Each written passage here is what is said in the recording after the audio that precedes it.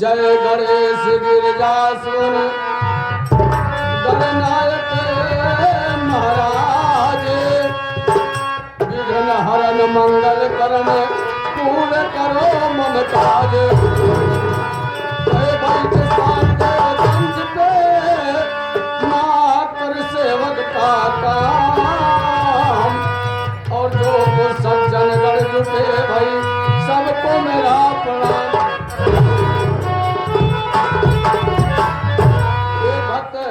मैहर वाली माई से आराधना प्रार्थना करता है। कैसे करता है बाबू? ये हमारे मास्टर कन्हैयालाल विश्वकर्मा जी हारमोनियम पे बताएंगे, साथ ही साथ नक्कारे पे संगत करेंगे हमारे संदीप भाई और साथ ही साथ ढोलक पे संगत करेंगे हमारे हुसैनी, मजीरा पे संगत करेंगे हमारे दरोगा भाई। भक्त माँ को कैसे पुकारता है, किस भाव में?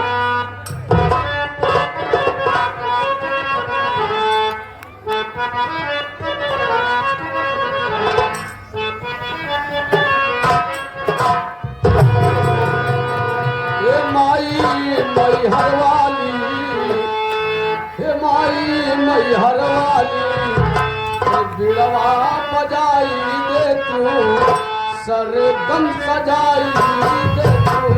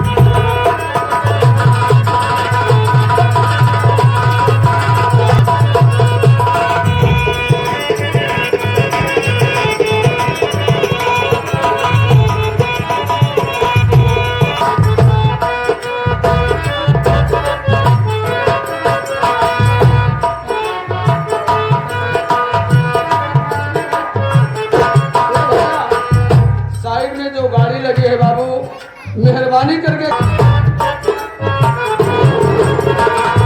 कवन बाबू दिहले हमका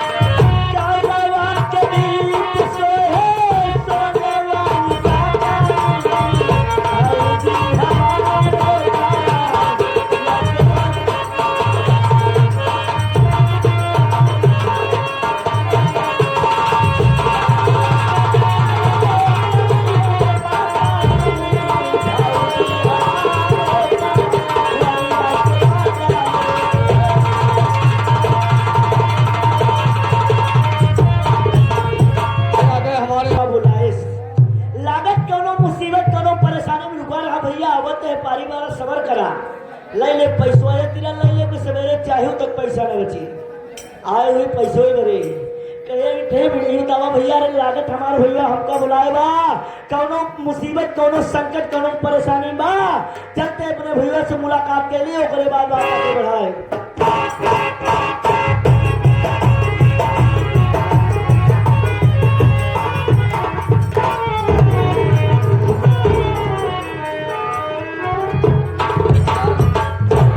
छोटू हम तो का इतना प्यार मुलाकात के है तो हम हाथ मिलावे की कोशिश के है लेकिन हमारे हाथ कहाँ ले गए नहीं जाए पहले तू छटकाई डाल का गई तुम्हारी गलती है। कैसे गलती है जब तुहार मिलावत रहा तुहार हाथ ढील रहा है। हाँ आज सटक गवा हाँ नहीं तो डायरेक्ट ट्रांसफार्मर जा। अच्छा ट्रांसफार्मर लेके चला था वैसे सारी बात छोड़ा यार सारी बात छोड़ी गंधात बात पकड़ी कहता है सारी बात सारी बात। सारी बात। अच्छा ये बताओ भेवा। हाँ, बेवना निकोला। अच्छा भैया हाँ ये बताओ भैकरवा, हाँ हमका कैथा बिना कुराए हम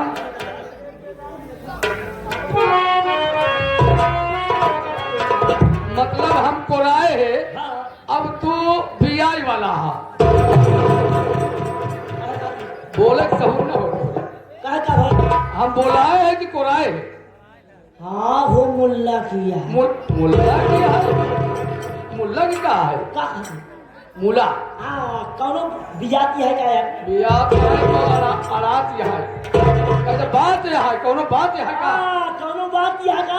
हाँ बात है। अरे है तो नहीं। के आइंद गई का कहता है कोनो बात है का? हाँ, राजेंद्र तोरे खातिर 5 भी माल लिया है। हाँ, और का? हाँ, एक तो संभार बोबे की नहीं। 5 और 3 माल तो जरूर है संभाला यार। 3 माल। अरे देखा के मऊ संभाल ले बहू का। एक ही तू समझ एक गया। मैनेजर बने छोड़ दे। मैनेजर न समझ लिए। हाँ अगर 5 और 3 ढियन समारत है ना, हाँ तो एक खिद्दू समारत है। हाँ एक के हमारे दोनों मनोज नेताजी हैं। नेताजी। इस ग्राम सभा के आज बहुत विशाल प्रोग्राम हो रहा है। हाँ। न मेला था न कोई प्रयोजन है। कोई नहीं। अपनी पार्टी है, हमारे विमल स्वर संगीत पार्टी है। हाँ कल इसी रंगमंच पर हमारे मास्टर मामा भांजा की नौटंकी की पार्टी का प्रोग्राम रखा गया है। वाह भाई वाह। आज एक खिदे जो मनोज नेता के ताकि उन्होंने रात भर मजा ले।